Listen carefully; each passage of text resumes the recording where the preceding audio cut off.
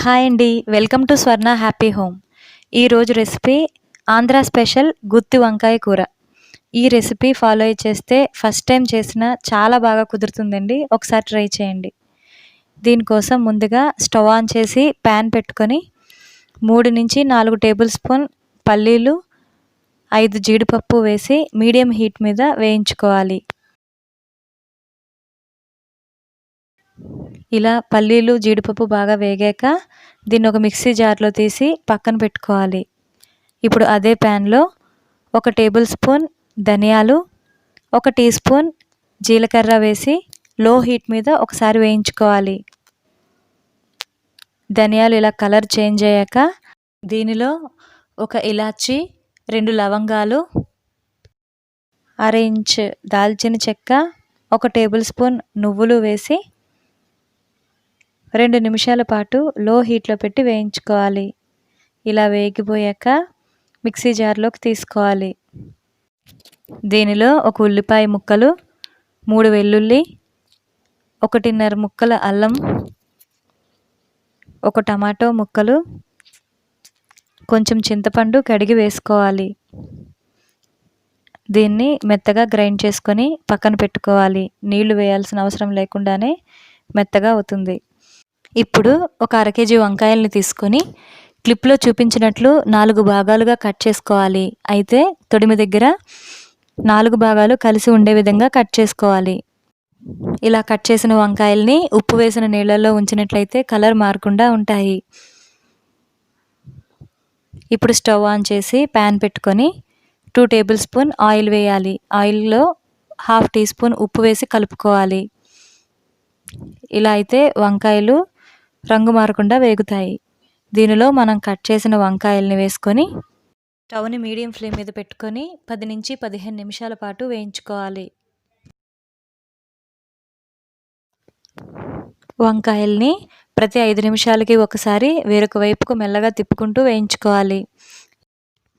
ఇలా 5 నిమిషాలకు ఒకసారి తిప్పుకుంటూ వేయించుకోవడం వల్ల అన్ని వైపులా వేగుతాయి.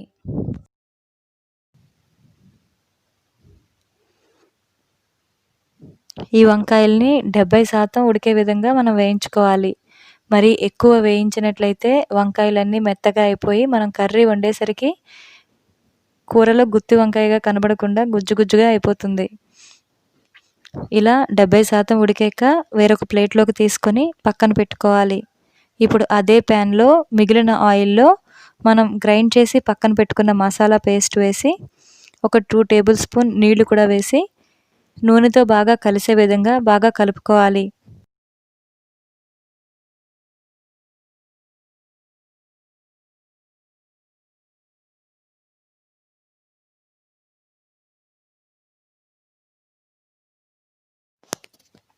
ఇప్పుడు మూత పెట్టుకొని మధ్య మధ్యలో కలుపుకుంటూ ఆయిల్ పైకి తేలే వరకు వేయించుకోవాలి.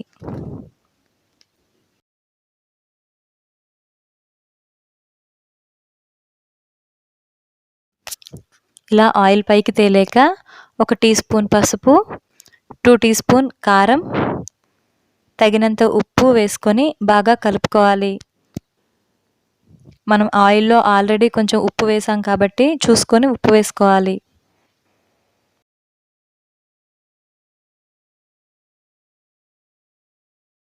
తర్వాత మనం వేయించి పక్కన పెట్టుకున్న వంకాయలు వేసి మెల్లగా కలుపుకోవాలి. స్పీడ్గా కలిపినట్లయితే వంకాయలు విరిగిపోతాయి.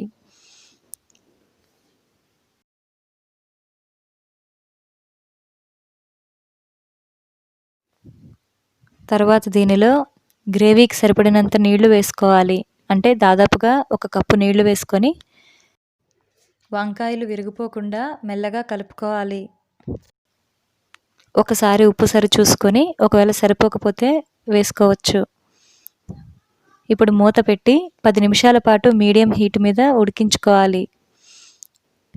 తర్వాత మనం చూసినట్లయితే ఇలా ఆయిల్ పైకి తేలి గ్రేవీ చిక్కగా అవుతుంది.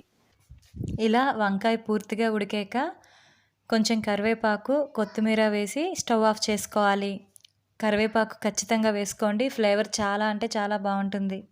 ఈ కర్రీ సాంబార్ అన్నంలోకి కానీ, రసం అన్నంలోకి కానీ, చపాతీలోకి కూడా బాగుంటుంది. Thank you for watching and please subscribe my channel.